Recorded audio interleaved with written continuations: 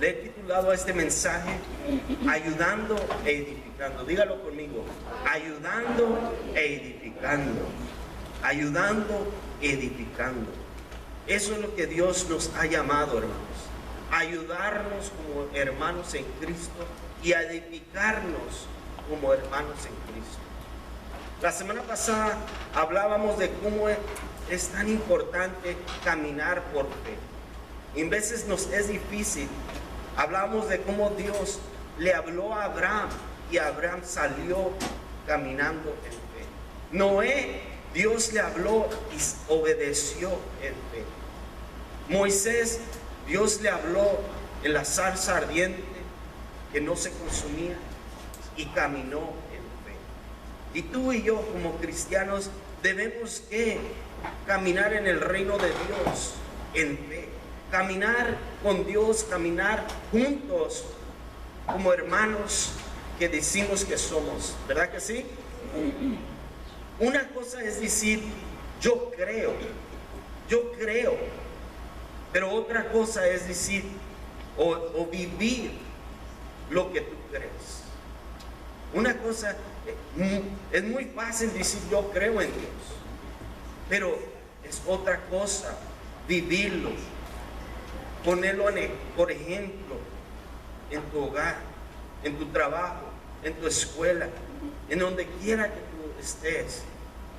El ser discípulo de Cristo, hermano, es tratar de vivir una vida, como dice la palabra, discípulo, de donde viene la palabra disciplina. Es bien importante que aprendamos, y yo sé que no es fácil disciplinarnos, ¿verdad que no? Dejamos todo para el mañana, para después, pero es de urgencia que como cristianos vivamos una vida de disciplina en la oración, en la lectura de la palabra, en compartir con las necesidades de los demás, ayudándonos, edificándonos unos a otros. Amén. Yo esta semana escuché a un jovencito decir algo que me llegó al corazón. Si está tomando nota, apúntelo, porque es bien cierto.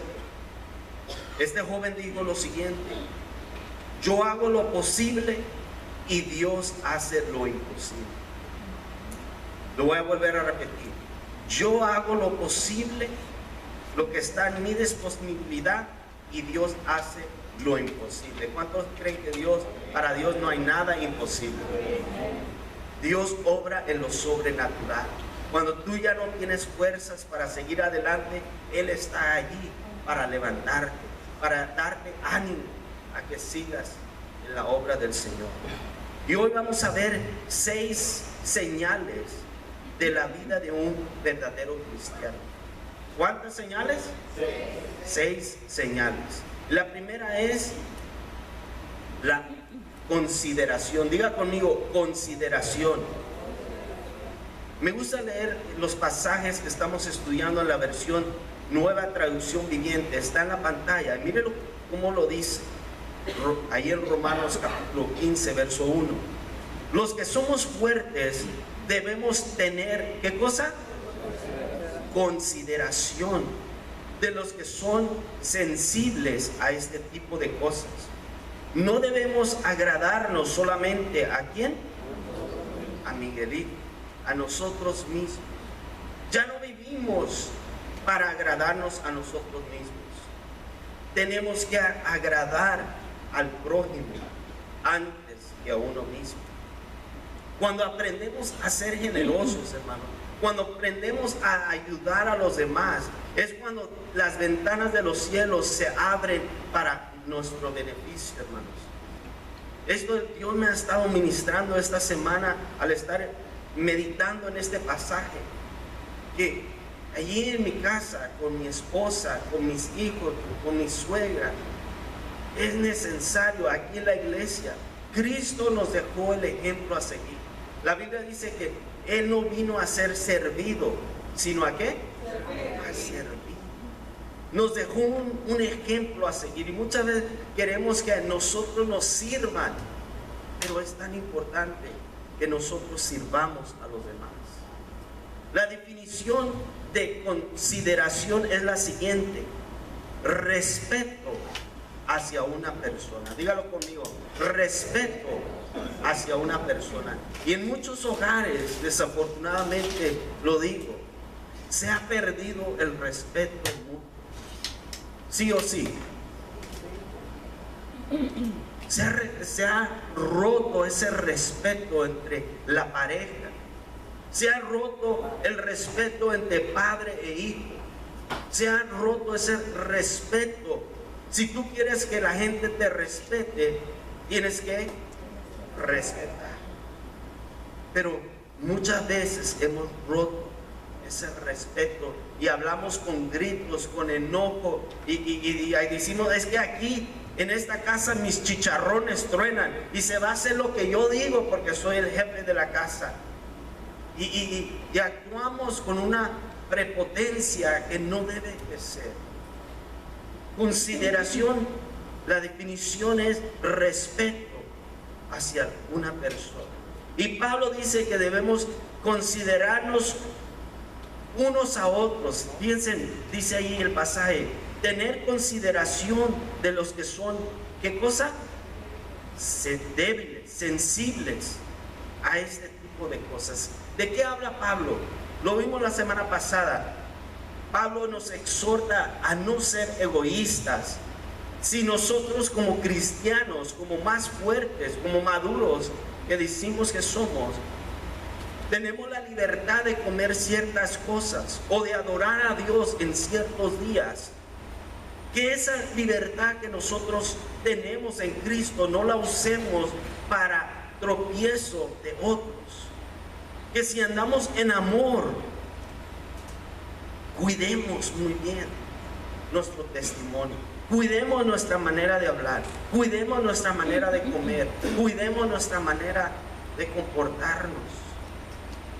Me gusta como dice este pasaje en la traducción lengua actual.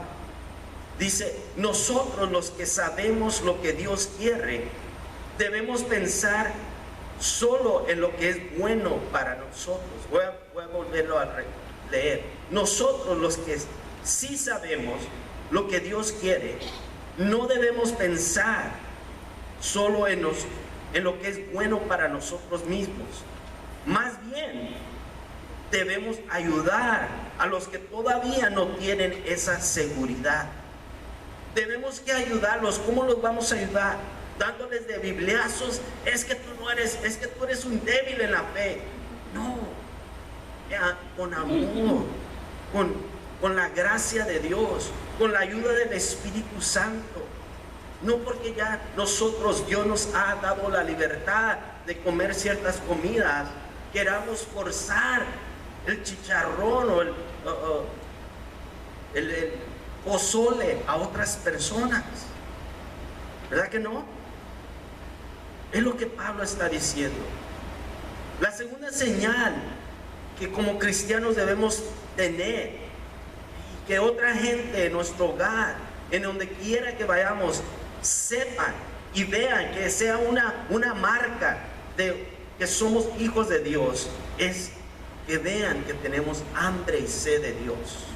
Dígalo conmigo: hambre y sed de Dios. Yo sé que ya tienen hambre porque mencioné carnitas o chicharrón, pero debemos de tener hambre de Dios. Hambre y sed de Dios. La versión Nueva Traducción Viviente dice, del verso 2, deberíamos ayudar a otros a hacer lo que es correcto, edificarlos. ¿Viendo películas? ¿Haciendo chistes? ¿Cómo dice que los vamos a edificar? En el Señor. En el Señor. La palabra de Dios es viva y eficaz y más cortante que una espada de doble filo. Que cuando tú estás en la palabra, de la abundancia del corazón habla ¿qué? La boca. Si tú estás meditando, el viernes de la vigilia, nuestra hermana Olga nos compartía un pequeño devocional de Josué 1, donde 3 veces Dios le dice a Josué: esfuérzate y sé valiente. Esfuérzate y sé valiente. No se apartes del libro de la ley, sino que de día y de noche meditarás en él para que hagas prosperar tu camino. Y entonces, dice, Dios apostó. Cuando tú te enamores de este libro, cuando tú tengas hambre y sed de este libro, entonces todo te saldrá bien. Mientras tanto, si vives de fracaso en fracaso, es porque no estás en la palabra de Dios. Es porque no estás meditando, saboreando, disfrutando de la palabra de Dios. La palabra de Dios tiene grandiosas promesas. ¿Cuánto lo creen? Y me encanta lo que dice en 2 de Pedro 1:3. Está en la pantalla. Miren lo que dice. Como todas las cosas que pertenecen a la vida y a la piedad nos han sido dadas por su divino poder. ¿Mediante qué cosa? Mediante el conocimiento de aquel que nos llamó por su gloriosa y excelencia. Por su gloria y su excelencia. Mediante el conocimiento. ¿Cómo vamos a recibir ese conocimiento de la gloria de Dios y de su excelencia, hermanos? Meditando en su palabra. Jesús dijo: yo soy el camino, la verdad y ¿qué? La vida. Yo soy, dijo Jesús, el camino, la verdad. Me encanta porque en otra ocasión dijo: y conocerás la verdad. ¿Y la verdad qué? La verdad os hará libres. ¿Y quién es esa verdad, hermanos? Jesucristo. Y si lo conocemos íntimamente, como Él desea, Él ya nos conoce íntimamente. Él conoce todo de nosotros. Ayer me tocó en la mañana ir a las 8 de la mañana allá a Chino Hills, a una junta de pastores de Calvary Chapel. Y el pastor Helsen nos compartía de un leproso que le dice al Señor Jesús: si quieres, puedes sanarme. Y Jesús le dijo: quiero. Y en ese mismo instante ese hombre recibió su sanidad. Y la lepra en la Biblia habla del pecado que hay en nosotros, el pecado que mora en nosotros. Y Pablo claramente dice: las cosas que quiero hacer, esas no las hago. Miserable de mí, ¿quién me librará de este cuerpo pecaminoso? Y ahí entre pastores hablábamos que debemos que desear constantemente la presencia de Dios, porque hay una lucha constante entre el bien y el mal, entre la carne y el espíritu. Si conocemos a Dios íntimamente, Él dice, como a ese leproso: yo quiero sanarte, yo quiero tocarte, yo quiero liberarte. Y si tú en esta mañana que tú dices: ya no quiero más, el Señor hoy dice: yo quiero sanarte, yo quiero liberarte, solamente déjame. Ya vimos que la primera señal es la consideración, la segunda es hambre y sed de Dios, la tercera señal es la paciencia. Dígalo conmigo: paciencia. ¿Cuántos necesitan más paciencia? Yo levanto las dos manos. Mire lo que dice el verso 3 y 4 en la versión Nueva Traducción Viviente. Está en la pantalla. Dice: pues ni siquiera Cristo vivió para agradarse a sí mismo. Como dicen las Escrituras: los insultos de aquellos que te insultan, oh Dios, han caído sobre mí. Tales cosas se escribieron hace tiempo en las Escrituras para que nos sirvan de enseñanza. Y las Escrituras nos dan esperanza y ánimo mientras esperamos ¿con qué? Con paciencia hasta que se cumplan las promesas de Dios. Paciencia, paciencia, paciencia. Dios desea, hermanos, que esa sea una marca en nuestras vidas, una señal, que otros vean en nosotros que somos personas pacientes, con mucha paciencia. ¿Por qué? Porque Dios es paciente, lento para la ira y grande en misericordia. ¿Cuántos dan gracias a Dios que Dios es paciente para con nosotros? Que no nos ha pagado conforme merecemos, que no se impacienta con nosotros, sino que conoce, dice, nuestra condición. Recuerda que somos solamente polvo. Él conoce nuestras debilidades, pero está allí con su Santo Espíritu redarguyéndonos, animándonos a que seamos pacientes los unos con los otros. La mera verdad, hermanos, yo lo digo por mí mismo, y se va a oír mal porque pastor, usted debe que ser el ejemplo, pero a mí me hace falta mucha paciencia. Yo pierdo la paciencia muchas veces, créanlo o no, me ven como muy santo, ¿verdad? Pero no lo soy. Yo también soy ser humano, amén. Soy ser humano y pierdo la paciencia. Y le pido a Dios, Señor, dame más de tu gracia. Ayúdame, Señor, a ser paciente. Muchos pedimos a Dios, Señor, dame paciencia, pero la quiero ya. No sabemos esperar, ¿verdad que no? Nos impacientemos. Honestamente, a mí, yo quisiera abrir el microwave, meter mi taza de café y ni siquiera esperar un minuto, porque me impacienta. Ya quiero la agua caliente así. ¿O soy yo el único? Entre más las cosas se hacen más rápido, a la gente que va y compra su café o su comida fast food, se impacienta, nos impacientamos cuando vemos que la cajera está masticando el chicle y ahí con su paciencia, ¿verdad? En la Cárdenas. Nos impacientamos.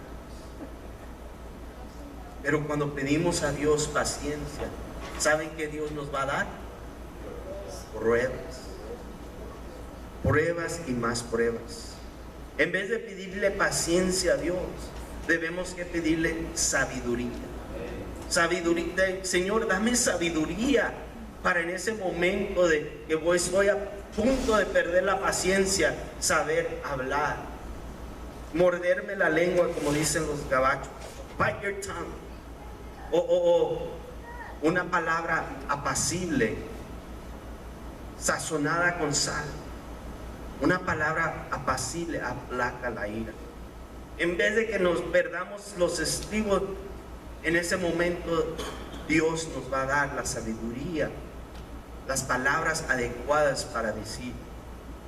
Yo recuerdo la historia de José el soñador, cómo sus hermanos lo vendieron, cómo sus hermanos lo odiaban, cómo sus hermanos lo echaron en un pozo. ¿Cuántos vieron la película de José? Han hecho varias series.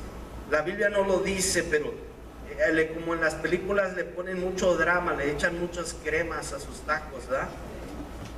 Cuando sus hermanos lo avientan al pozo, allí dice que había serpientes, muestran como que había serpientes.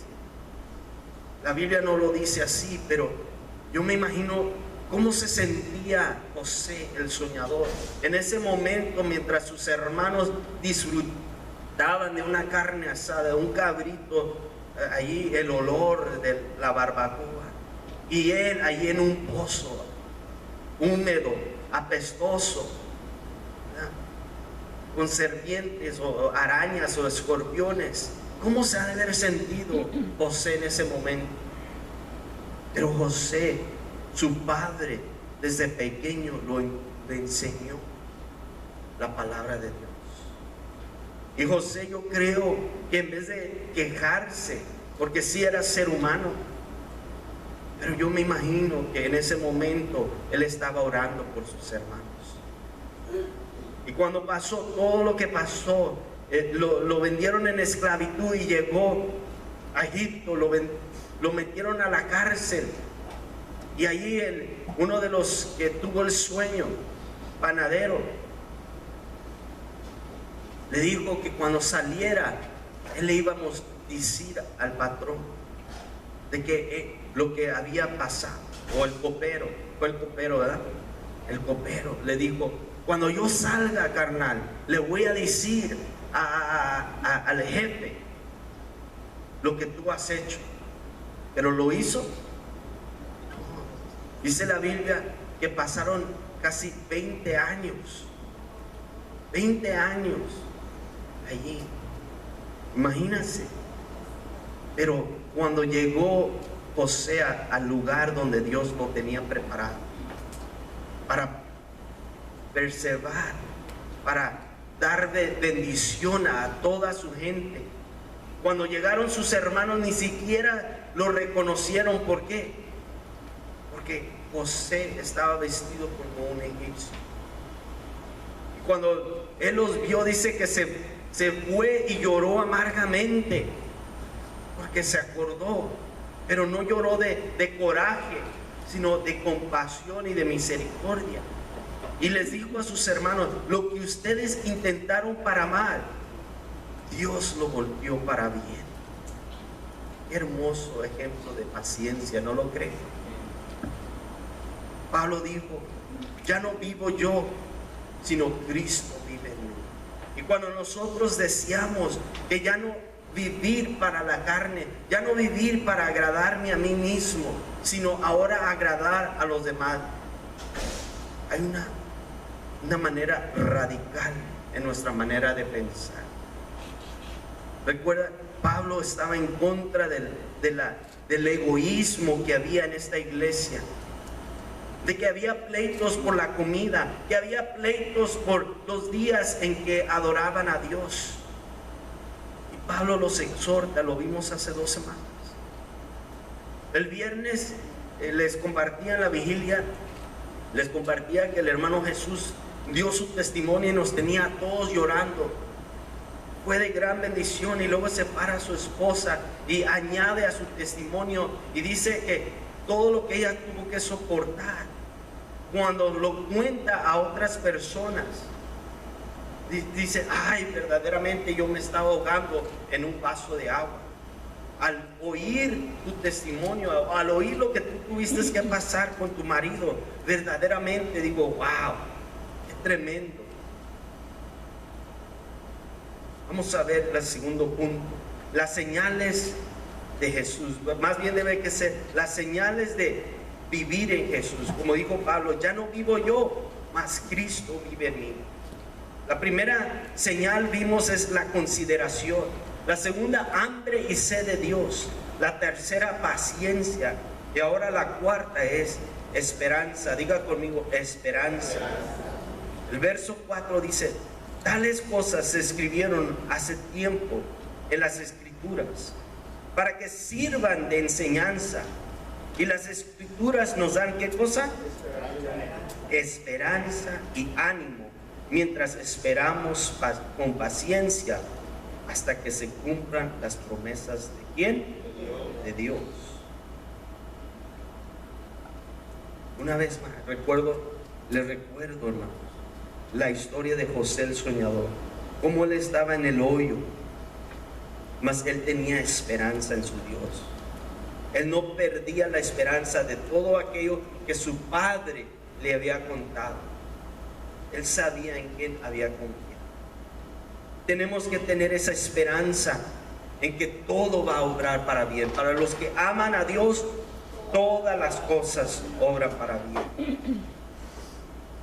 La definición de esperanza es confianza en que ocurrirá o se logrará lo que deseas a pesar de las adversidades.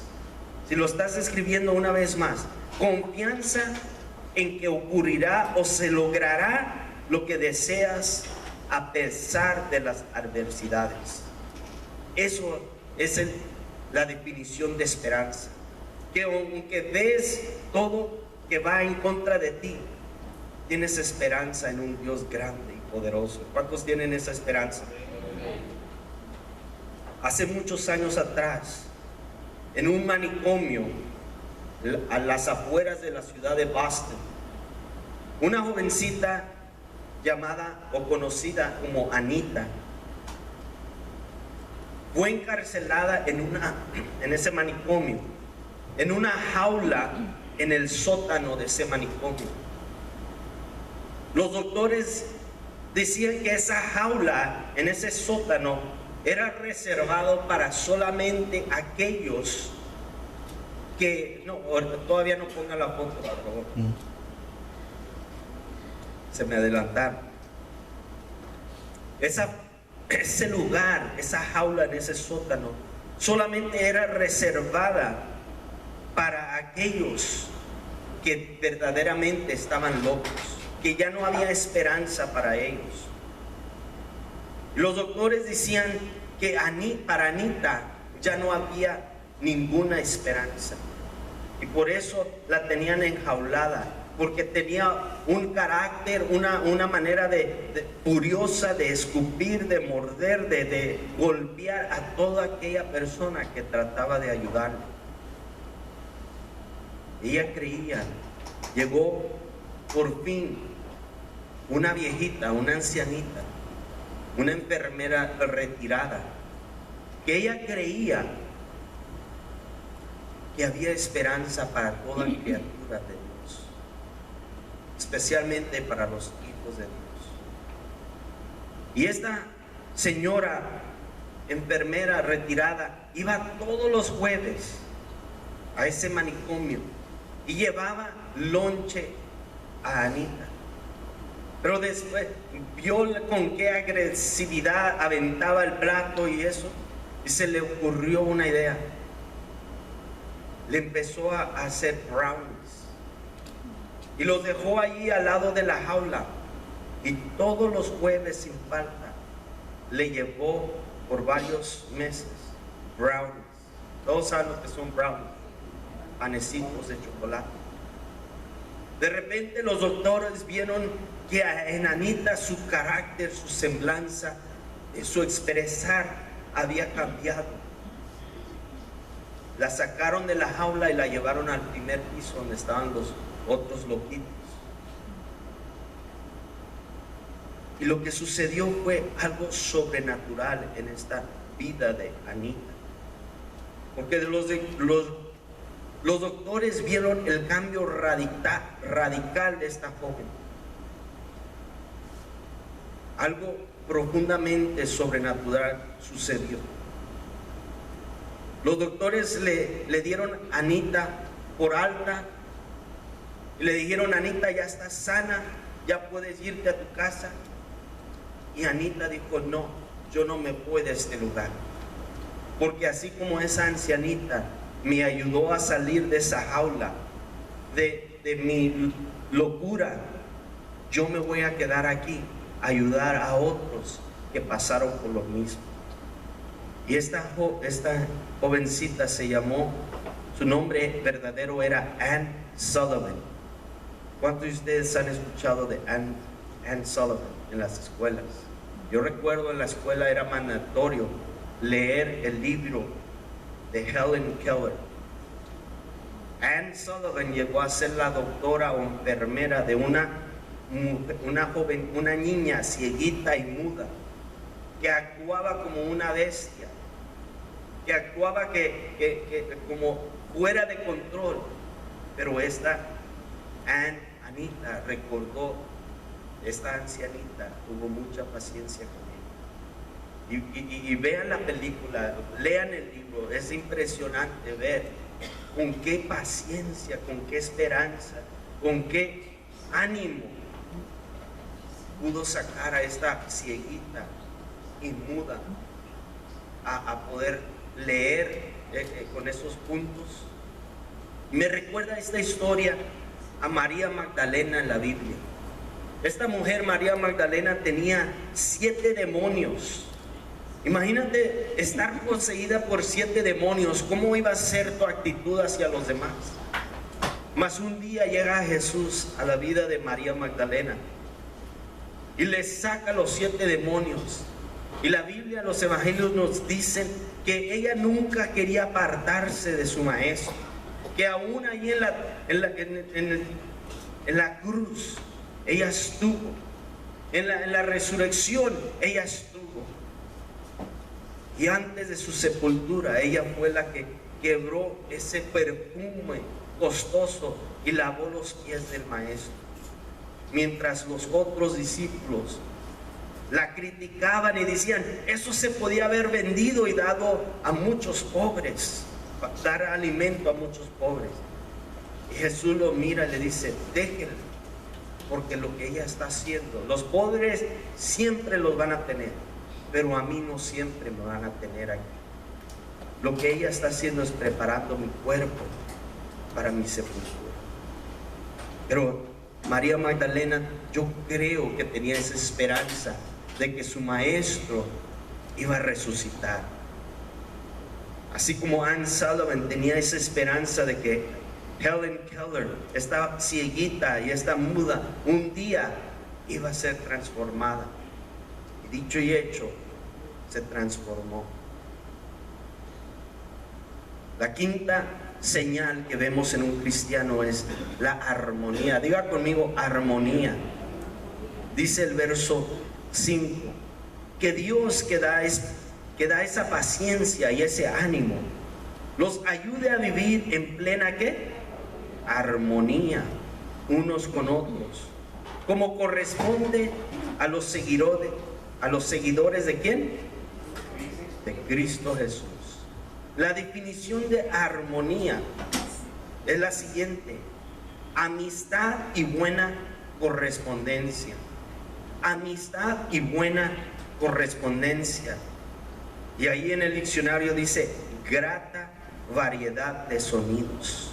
Armonía es grata variedad de sonidos. Como padre de familia, cuando yo veo que mis hijos se llevan bien, que en vez de llevarse como perros y gatos, decía mi mamá, ustedes se están llevando como perros y gatos, jalándose las greñas y peleándose. Cuando yo veo que mis hijos se hablan bien, hay armonía en el hogar, como padre de familia yo me siento en paz, alegre. E imagínate cómo Dios se siente cuando ve a sus hijos en armonía, como dice el Salmo 133. ¿Quién se lo sabe de memoria? Mirar cuán bueno y delicioso es habitar los hermanos, ¿cómo? En armonía. Dios dice que para Él es algo como un olor fragante ante su presencia, ver que sus hermanos, sus hijos se lleven en armonía. La sexta y última señal es alabanza. Diga conmigo, alabanza.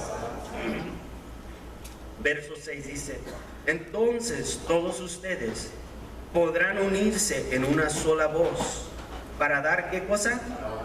Alabanza y gloria a Dios, el Padre de nuestro Señor Jesucristo. Dios eres. Nosotros somos templo del Espíritu Santo. Y me encanta ver cómo en el Antiguo Testamento, en Primera de Reyes 6:7, en la versión traducción lengua actual dice, las piedras que se usaron para construir el templo fueron preparadas de antemano. De esa manera no se escuchó en el edificio el ruido de martillos, hachas o otras herramientas. Yo siempre he dicho, hermanos, y lo seguiré diciendo, que tú y yo somos diamantes. Dígalo conmigo, somos diamantes que el Señor está puliendo, que el Señor está formando, que el Señor somos, Primera de Pedro dice que somos piedras preciosas. Y me encanta porque este pasaje que les acabo de leer en Primera de Reyes, cuando construían el templo, dice que preparaban las piedras de antemano allá abajo en el valle para no hacer ruido. Y sabes, esas piedras somos tú y yo, que aquí en la tierra, en el valle, en el desierto, estamos siendo pulidas con hachas, espiritualmente las pruebas, como decía nuestro hermano Antonio, las pruebas que tú y yo pasamos, no las hicimos para sentirnos, para que la gente se sienta, ay, pobrecito, para causar lástima. Las pruebas que tú y yo pasamos son para acercarnos cada vez más a Dios y clamarle de todo corazón, como dice Jeremías 33:3, que dice: clama a mí y yo te responderé y te enseñaré cosas grandes y ocultas que tú no conoces. Las pruebas, las dificultades, Dios las está usando para pulirnos, para hacer esos bellos diamantes. En conclusión, Mateo 16:18 dice: Jesús le dijo a Pedro: yo también te digo que tú eres Pedro, y sobre esta roca, hablando de él mismo, Pedro significa piedra pequeña, pero Jesús le estaba hablando, y sobre esta roca que soy yo, si tú estás parado sobre la roca que es Cristo, dice, tú y yo somos la iglesia, ni las puertas del Hades, del infierno, prevalecerán contra ella. El diablo, dice la Biblia en Isaías, que ninguna arma forjada contra ti prosperará, porque esa es la herencia de los hijos y de los siervos de Jehová. Así que, hermanos, pidámosle a Dios en esta mañana que esas señales, esas 6 señales, esas 6 marcas de un verdadero cristiano: consideración, hambre de Dios, paciencia, esperanza, armonía y alabanza a nuestro gran Dios, sean visibles en todos los que nos están viendo. Amén. Vamos a orar. Padre glorioso, te alabamos y te glorificamos, y a una sola voz queremos proclamar que tú eres nuestro Señor, que tú eres nuestro Rey. Señor, gracias. Estamos endeudados contigo, Señor, por esa eterna salvación que tú nos has dado. Gracias, Señor, porque las pruebas y las dificultades nos acercan cada día más y más a ti, Señor, y nos hacen anhelar esa morada celestial, que un día tú dijiste: voy a preparar lugar para que donde yo esté, vosotros también estéis. Señor, ayúdanos a que mientras tú vengas, Señor, porque tú estás siendo paciente para que muchos se arrepientan, mientras tú tardas, Señor, aquí nosotros en la tierra, esperándote, Señor, podamos mostrarle al mundo entero, comenzando con los de nuestra casa, Señor, estas señales, estos frutos de tu Santo Espíritu, que es el amor, gozo, paz, paciencia, benignidad, mansedumbre. Que todo esto, Señor, lo que hemos recibido en esta mañana, no seamos oidores solamente engañándonos a nosotros mismos, sino hacedores de tu palabra, Señor. Ayúdanos, porque somos débiles, te necesitamos ahora más que nunca, Señor. Gracias. Así como están con los ojos cerrados, y hay alguien aquí que aún no ha recibido a Cristo, ahí donde tú estás, solamente haz una simple oración y di estas palabras de corazón: Señor Jesús, yo reconozco que soy un pecador. Reconozco, Señor, que he fallado la marca de perfección. Y ahora me humillo ante tu presencia, Señor, y te pido que me perdones de todos mis pecados. Lávame con tu sangre preciosa. Lléname con tu Santo Espíritu. Y ayúdame, Señor, a vencer toda tentación. Ayúdame a ser tu representante, tu embajador. Señor, ayúdame. Yo quiero agradarte solamente a ti. Señor Jesús, gracias por esta salvación que tú me has dado hoy en este día. En el nombre de Jesús. Amén y amén. Nosotros somos templo del Espíritu Santo. Y me encanta ver cómo en el Antiguo Testamento, en Primera de Reyes 6:7, en la versión traducción lengua actual dice: las piedras que se usaron para construir el templo fueron preparadas de antemano. De esa manera no se escuchó en el edificio el ruido de martillos, hachas o otras herramientas. Yo siempre he dicho, hermanos, y lo seguiré diciendo, que tú y yo somos diamantes. Dígalo conmigo, somos diamantes que el Señor está puliendo, que el Señor está formando, que el Señor somos, primera de Pedro dice que somos piedras preciosas.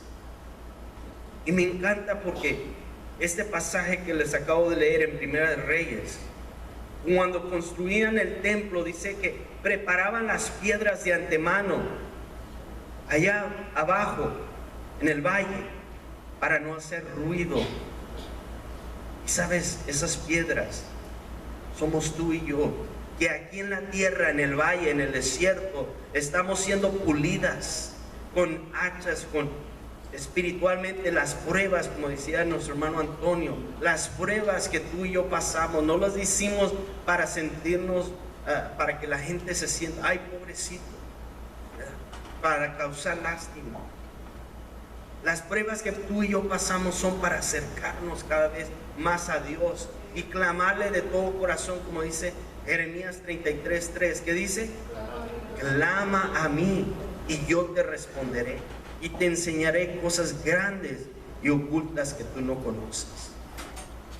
Las pruebas, las dificultades, Dios las está usando para pulirnos, para hacer esos bellos diamantes. En conclusión, Mateo 16:18 dice: Jesús le dijo a Pedro: yo también te digo que tú eres Pedro, y sobre esta roca, hablando de él mismo, Pedro significa piedra pequeña, pero Jesús le estaba hablando, y sobre esta roca que soy yo, si tú estás parado sobre la roca que es Cristo, dice, tú y yo somos la iglesia, ni las puertas del Hades, del infierno, prevalecerán contra ella. El diablo, dice la Biblia en Isaías, que ninguna arma forjada contra ti prosperará, porque esa es la herencia de los hijos y de los siervos de Jehová. Así que, hermanos, pidámosle a Dios en esta mañana que esas señales, esas 6 señales, esas 6 marcas de un verdadero cristiano: consideración, hambre de Dios, paciencia, esperanza, armonía y alabanza a nuestro gran Dios, sean visibles en todos los que nos están viendo. Amén. Vamos a orar. Padre glorioso, te alabamos y te glorificamos, y a una sola voz queremos proclamar que tú eres nuestro Señor, que tú eres nuestro Rey. Señor, gracias. Estamos endeudados contigo, Señor, por esa eterna salvación que tú nos has dado.